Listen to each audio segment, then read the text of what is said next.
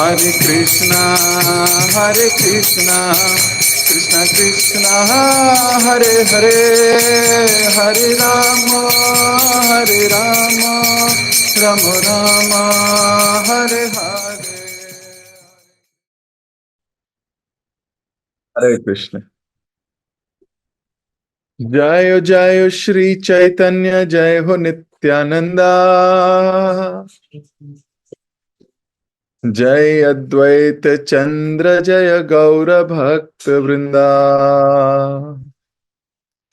जय जय श्री चैतन्य, जय हो नित्यानंदा, जय अद्वैत चंद्र, जय गौर भक्त वृंदा। जय जय श्री चैतन्य, जय हो नित्यानंदा, जय अद्वैत चंद्र, जय गौर भक्त वृंदा। हरे कृष्ण। तो एक बार फिर से आप सभी भक्तों का बहुत बहुत हार्दिक स्वागत। हम सप्रेम पढ़ रहे हैं चैतन्य भागवत, श्रील वृंदावन दास ठाकुर द्वारा रचित एक बड़ा अद्भुत और प्रेम से ओत प्रोत कर देने वाला ग्रंथ। कल वृंदावन दास ठाकुर लिख रहे थे हरिदास ठाकुर के विषय में, और हरिदास ठाकुर की विनम्रता ने सब लोगों को पिघला दिया है। हरिदास ठाकुर की एकाग्रता ने सब लोगों को हिला दिया है।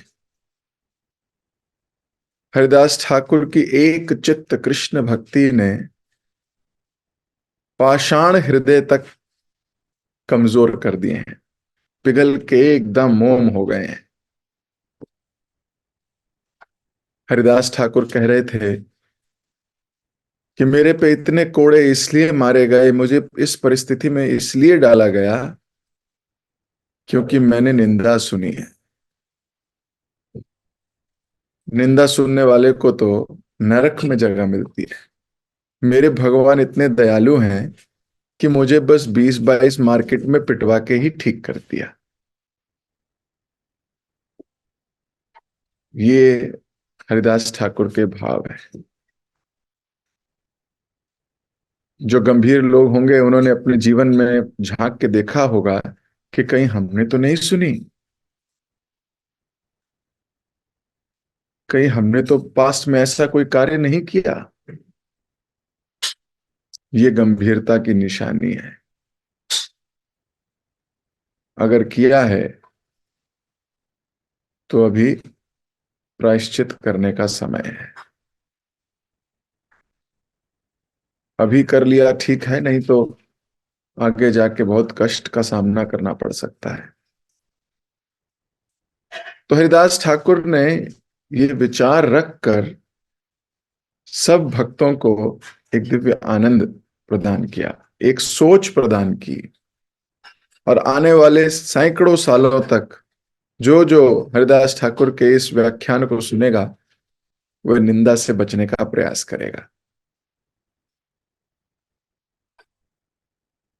फिर रह रहे थे कहां? एक गुफा में। उसी गुफा में जहां एक जहरीला सांप रहता है।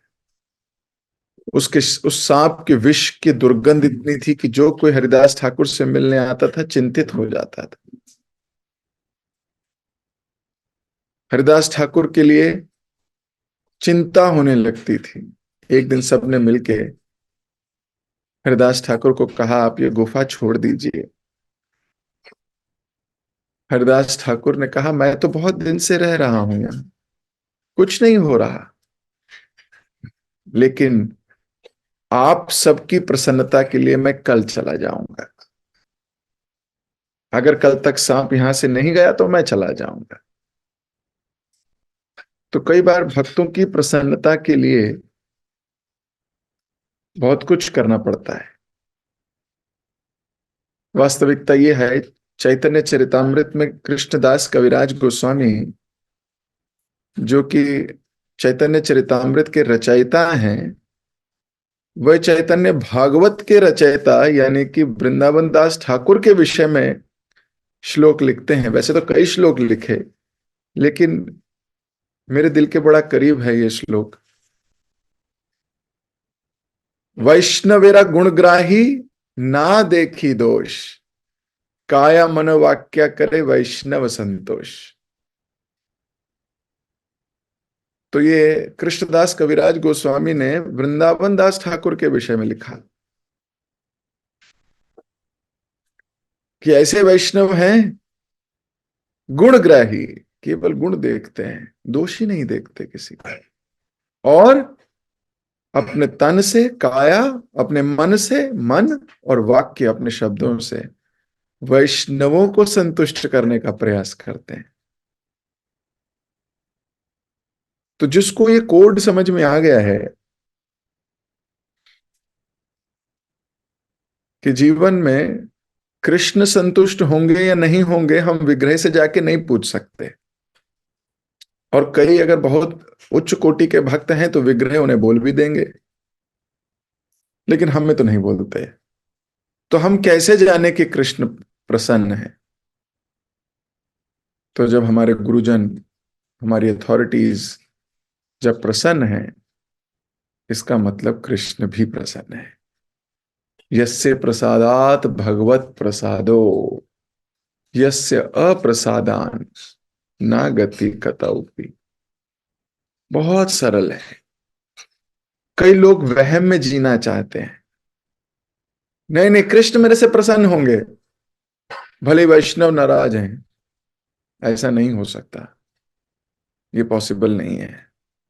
आप कोई और ही धर्म, कोई और ही जाति, कोई और ही परंपरा की बात कर रहे होंगे। मनुष्य जीवन में तो ये पॉसिबल नहीं है,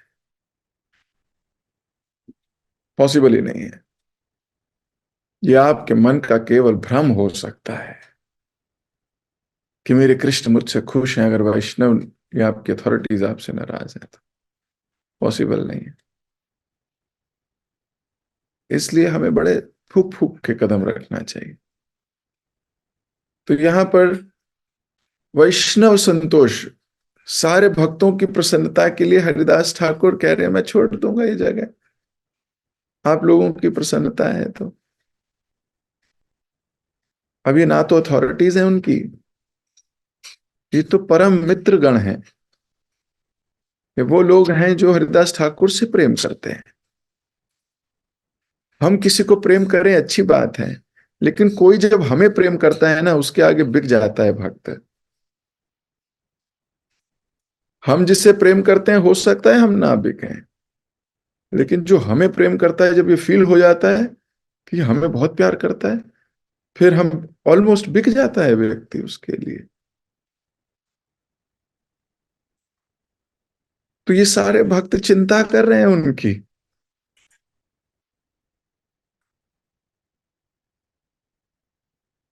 तो चिंता करना बड़ी बड़ी अच्छी बात है, पर किसकी? इस संसार में अधिकतर लोग अपनी ही कंफर्ट की चिंता करते हैं, उनका कंफर्ट खराब ना हो जाए। थोड़ी सी कठिन सेवा आती है तो मुंह मोड़ते हैं, नहीं नहीं मुझे छोटी वाली दे दो, मेरा कंफर्ट जोन है, कहीं वो कंफर्ट ना मेरा खत्म हो जाए। लेकिन भक्त थोड़े उल्टे हैं। ऊर्ध्वमूला यथा शाखम अश्वत्थ प्रहुरव्ययम, छंदांसि यस्य पर्णानि यस्तम वेद स वेदवित्। भक्त उल्टा है। वो इंस्पायर होता है और करने में, वो अपने कंफर्ट जोन में नहीं रहना चाहता। उसको मालूम है ये कंफर्ट जोन ही मार देगा।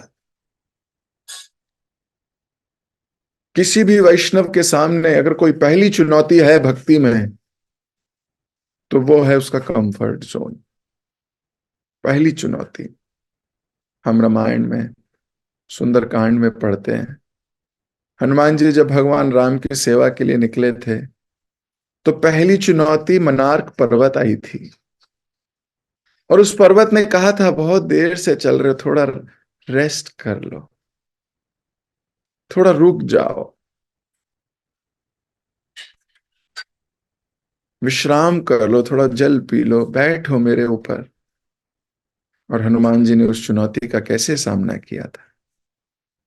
हनुमान ने कहा, राम के सेवक को रेस्ट करने की आवश्यकता नहीं होती। No complacency, no complacency. Rest का मतलब ये नहीं अपने शरीर को आराम ना दो, बिल्कुल दो। रेस्ट का मतलब है थोड़े दिन के लिए ब्रेक लेता हूं। This is wrong consciousness. There is no vocation in Krishna consciousness. Every day we have to chant, that means every day we have to chant.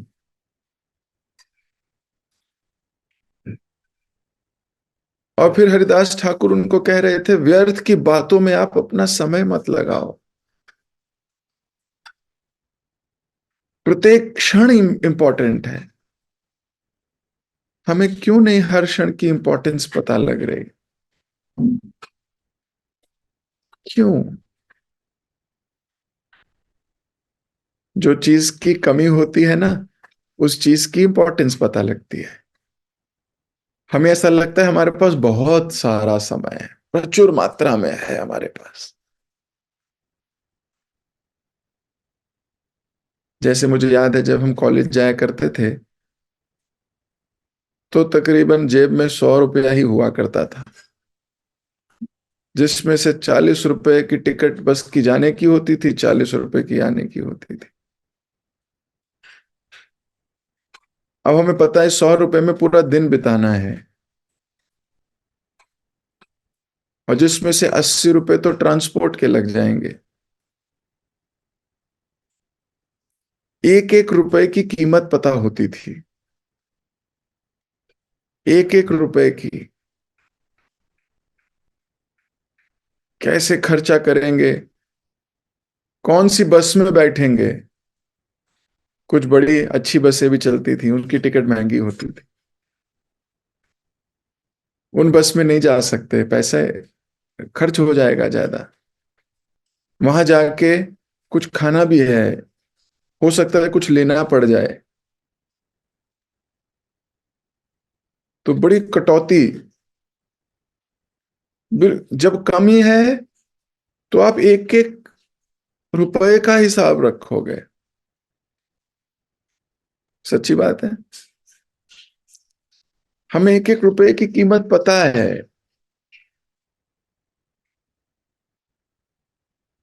जो व्यक्ति, मान लो किसी के पास कम खाने को है, वो वही 2 रोटी को कैसे अपने परिवार में बांटेगा, 4 रोटी को अपने परिवार में कैसे बांटेगा, उसको एक एक टुकड़े की कीमत पता है।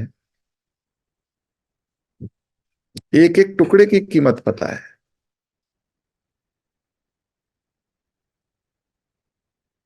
लेकिन अगर कोई कॉन्शियस नहीं है, मगर मेरे पास बहुत है, तो उसको छोटी, वो कहेगा ये छोटी छोटी चीजों पे मुझे दिमाग नहीं लगाना। हमें गलत फहमी हो गई है कि हमारे पास बहुत समय है, और ये गलत फहमी बाबा आदम के जमाने से बहुत पुरानी है।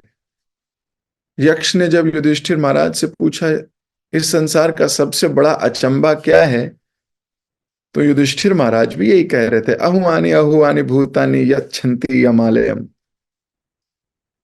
हर क्षण करोड़ों लोग यम के घर जा रहे हैं, फिर भी आदमी सोचता है कि मेरे पास बहुत समय है। समय कितना है ये तो कृष्ण जाने। इसलिए अपने समय को कृष्ण कॉन्शियस गतिविधियों में लगाना चाहिए। हरिदास ठाकुर कह रहे व्यर्थ की बातों में समय बर्बाद मत करो बाबा। अपनी भक्ति की प्रोग्रेस करने के विषय में, विकास करने के विषय में बात करो।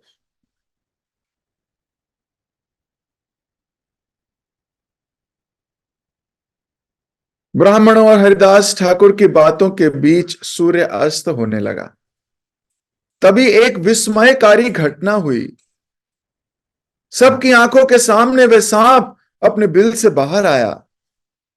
उसके विशाल काय भयंकर शरीर पर चमकदार लाल, पीली और नीली धारियां थीं, और फण पर एक चमचमाती मणि धीरे धीरे सरकते हुए वे ब्राह्मणों के सामने से बाहर निकला और सदा के लिए वहां से चला गया। भयभीत ब्राह्मण भगवान का स्मरण करने लगे। सांप के जाने के बाद वह दुर्गंधित वायु भी वहां से जाती रही। हरिदास ठाकुर के प्रति ब्राह्मणों का सम्मान चौगुना हो गया। वे समझ गए कि सांप के हृदय में बैठे परमात्मा ने उसे वहां जाने की आज्ञा दी, जिससे उनके भक्त को कोई कठिनाई ना हो।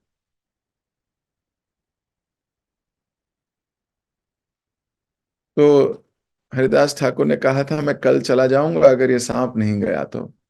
तो सांप चला गया वहां से। इसी संदर्भ में एक सपेरे की कथा आती है।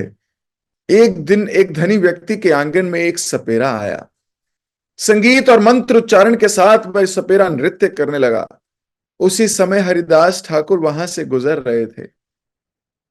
जुटी भीड़ देखकर वे ठहर गए और तमाशा देखने लगे। यद्यपि वह सपेरा एक साधारण व्यक्ति था, तथापि मंत्र के प्रभाव से वह ऐसा नृत्य कर रहा था मानो उसके अंदर स्वयं अनंत शेष का आवेश हो गया हो। अत्यंत मनमोहक राग में वह श्री कृष्ण द्वारा कालिया मर्दन की लीला का गान कर रहा था। हरिदास ठाकुर एक चित हो अपने प्रभु की लीला को सुनने लगे। तभी अचानक भाव अतिरेक में वे अचेत होकर धरती पर गिर पड़े। चेतना लौटने पर हरिदास ठाकुर ने सिंह के समान गर्जना की और कुछ अनर्गल बोलने लगे। हरिदास ठाकुर के आनंद भावों से वह सपेरा प्रभावित हो गया और सम्मान में आकर अपना नृत्य रोक कर एक और खड़ा हो गया। कालिया पर श्री भगवान कृष्ण की कृपा का स्मरण करके हरिदास की देह कपा रही थी और भूमि पर लोटपोट होते हुए निरंतर अश्रुपात कर रहे थे। वहां जुटे लोगों ने भगवान की लीलाओं के गीत गाकर हरिदास को शांत करने का प्रयास किया। अंततः शांत होकर हरिदास वहां से चले गए और सपेरे ने अपना नृत्य जारी किया। हरिदास के दिव्य भावों को देखकर वहां आया प्रत्येक व्यक्ति रोमांचित था और उनके चरणों की धूली अपने सर पर लगाने लगा। परंतु भीड़ में एक कुटिल ब्राह्मण था। लोगों को छलने के विचार से सोचने लगा, ये लोग अधिक बुद्धिमान नहीं हैं। मैं भी नृत्य करके इन्हें आकर्षित कर सकता हूं। यदि नीच जाति में जन्मे हरिदास के नृत्य को देखकर ये लोग इतना कर सकते हैं, तो मैं तो एक ब्राह्मण हूं। यदि मैं हरिदास का सामान नाचूंगा तो निश्चय ये लोग मेरी पूजा करेंगे। तो कभी कभी कोई कुटिल लोग, जिनके अंदर स्वयं प्रतिष्ठा पाने की इच्छा होती है, वे किसी शुद्ध भक्त का एक्टिंग कॉपी कर सकते हैं। तो इस व्यक्ति ने सोचा कि हरिदास ठाकुर ने इतना अच्छा नृत्य किया, लोग पागल हो गए, तो मैं भी कर सकता हूं। मैं भी जरा करता हूं, सब लोग मेरा भी सम्मान करेंगे। ये भावना हर किसी को गिराएगी। इस भावना से कोई भी नहीं बचा, कोई भी नहीं। हमारे शास्त्रों में एक भी उदाहरण नहीं है जिसमें अगर किसी के अंदर ये भावना आई है और वो बचा हो। हाँ, समय समय की बात है। अगर कृष्ण किसी से प्रेम करते हैं तो ये 2 दिन में उसकी ये भावना तोड़ते हैं, और अगर कृष्ण किसी से इतना स्नेह संबंध नहीं है तो कई वर्ष लग जाते हैं, कई जन्म भी लग जाते हैं। यह सोचकर वह ब्राह्मण पछाड़ खाकर धरती पर गिर पड़ा, मानो किसी दिव्य शक्ति के आवेश में आ गया हो। यह देखकर वह सपेरा क्रोधित हो गया। अपनी छड़ी उठाकर उस ब्राह्मण को तब तक पीटता रहा जब तक वह धूर्त रोता चिल्लाता वहां से भाग नहीं गया। तत्पश्चात सपेरे ने अपना नृत्य जारी किया। सब लोग आश्चर्यचकित खड़े यह तमाशा देख रहे थे। भीड़ में से एक व्यक्ति सामने आया और हाथ जोड़कर पूछने लगा, भाई, जब हरिदास नाच रहे थे तो तुम सम्मान पूर्वक खड़े हो गए, जब ये व्यक्ति नाचा तो तुमने क्यों पीटा? सपेरे के चित्त में वास करने वाले अनंत शेष ने हरिदास ठाकुर का गुणगान करते हुए कहा, यह बड़ी गुप्त बात है, परंतु मैं फिर भी तुम्हारे प्रश्न का उत्तर दूंगा। हरिदास का नृत्य देखकर हम में से प्रत्येक व्यक्ति का हृदय सहज आदर और प्रेम से भर उठा था। दूसरी ओर वह ब्राह्मण सस्ती लोकप्रियता प्राप्त करने के लिए हरिदास ठाकुर की नकल कर रहा था। उसका व्यवहार कृष्ण प्रेम से नहीं, अपितु भगवान के शुद्ध भक्त के प्रति द्वेष के द्वारा प्रेरित था। उसका नृत्य केवल एक स्वांग था और वह मेरे नृत्य में बाधा बन रहा था, इसलिए मैंने उसे कड़ा दंड दिया। तो अगर किसी भक्त से द्वेष रखते हुए कोई सस्ती लोकप्रियता प्राप्त करना चाहता है, अंत में पिटेगा। हमारे शास्त्र सुधार शास्त्र हैं। ये हमें सुधारना चाहते हैं कि कभी हम ऐसे में ना फंस जाएं, कभी हम ऐसी लोकप्रियता प्राप्त करने के लिए स्वांग ना रचें। भक्ति तो हृदय की मूवमेंट है, अपने हृदय से उत्पन्न होती है, और जेन्युइनिटी, प्योरिटी संसार को फील भी होती है।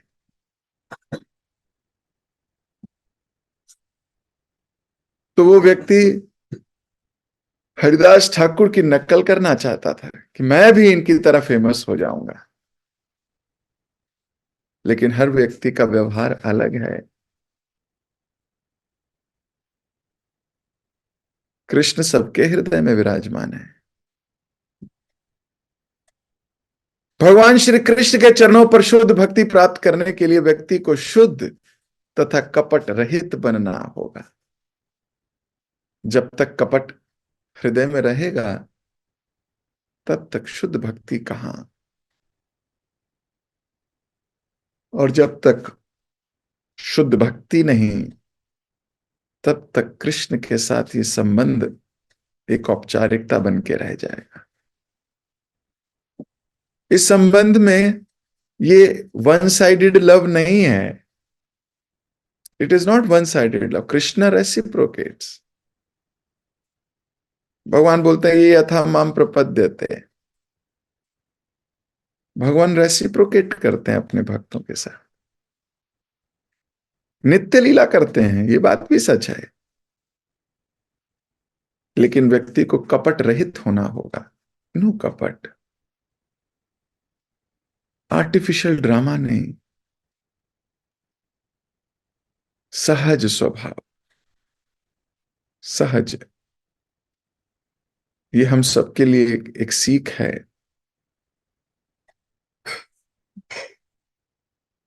मुझे अपने ऊपर लेना चाहिए, आपको अपने ऊपर लेना चाहिए।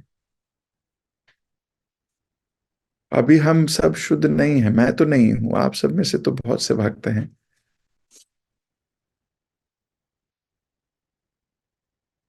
हमने तो जो सुना है, जो पढ़ा है, उसको आप सबके समक्ष रख रहे हैं। इनमें से सारी चीजें तो जीवी नहीं है, ये हमारे गुरुजनों ने जी हैं।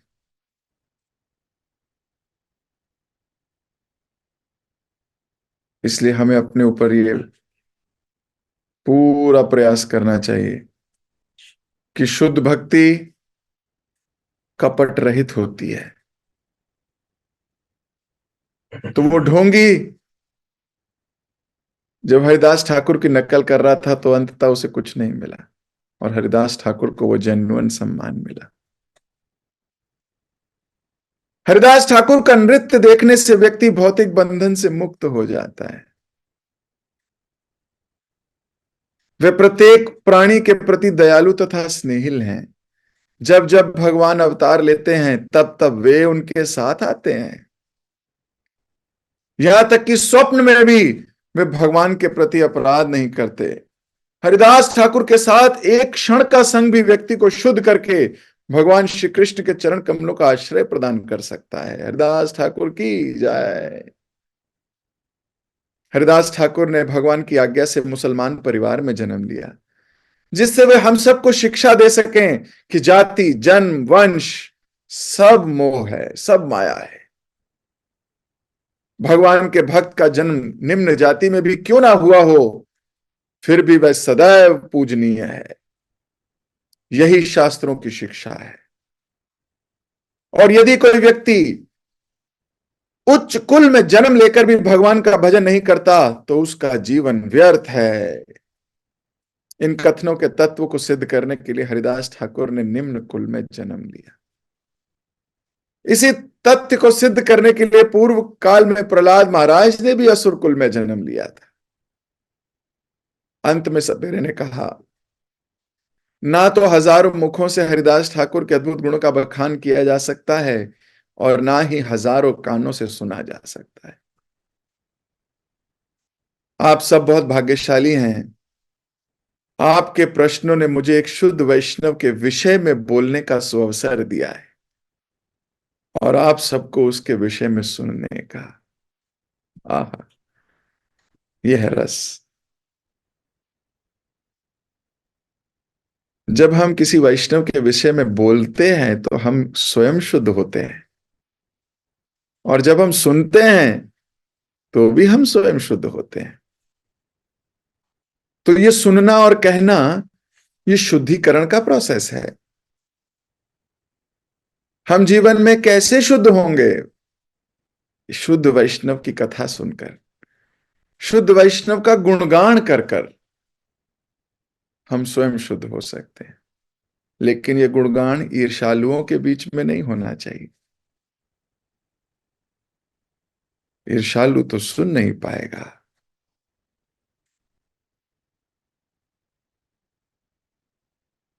उसके रोम रोम में आग लग जाएगी। इसलिए भगवान का गुणगान भगवान के भक्तों के बीच में किया जाना चाहिए।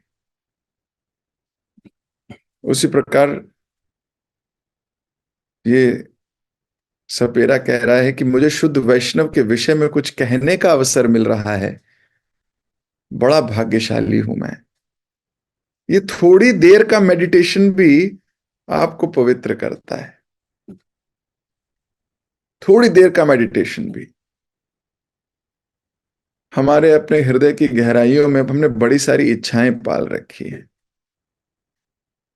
हर वक्त हमारा मेडिटेशन उन भौतिक चीजों को प्राप्त करने का है। उन सब को हृदय से थोड़ी देर के लिए हटा के जब हम वैष्णव का या कृष्ण को बैठाते हैं वहां, तो उतनी देर के लिए वहां दिव्यता आती है। उतनी देर के लिए वहां अच्छा लगने लगता है, शुद्धता आने लगती है। जो जितने ज्यादा देर तक वैष्णवों को या कृष्ण को हृदय में धारण कर सकता है, उसका हृदय उतना ही ज्यादा शुद्ध। इसलिए जब ऐसा कुछ कहने का या सुनने का अवसर मिले, बड़ा सौभाग्य समझना चाहिए। यही भक्तों की गणना है। जिसकी दृष्टि भौतिक है वो कहेगा बहुत समय वेस्ट कर दिया मैंने, कुछ और कर लेता इतने समय में।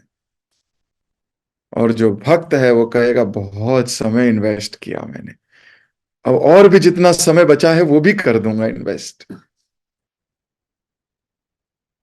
This is Krishna consciousness, otherwise you are material consciousness. तो मैं अपनी वाणी को यहीं विराम दूंगा। वृंदावन दास ठाकुर अभी हरिदास की कथा से बहुत कुछ हमें ज्ञान, हमें हमें सिखाने का प्रयास कर रहे हैं। हर व्यक्ति से अपने अपने जीवन की ओर दृष्टिपात करे, इन दिशा निर्देशों को अपने जीवन में पालन करने का प्रयास करे। वह खुश भी रह सकता है, आनंदित भी रह सकता है, और अपने आसपास के लोगों को भी आनंदित कर सकता है। जगत गुरु शिल प्रभुपाद की जय, शिल वृंदावन दास ठाकुर की जय, श्री चैतन्य भागवत की जय। आप सबसे मुलाकात होगी कल। हरे कृष्ण।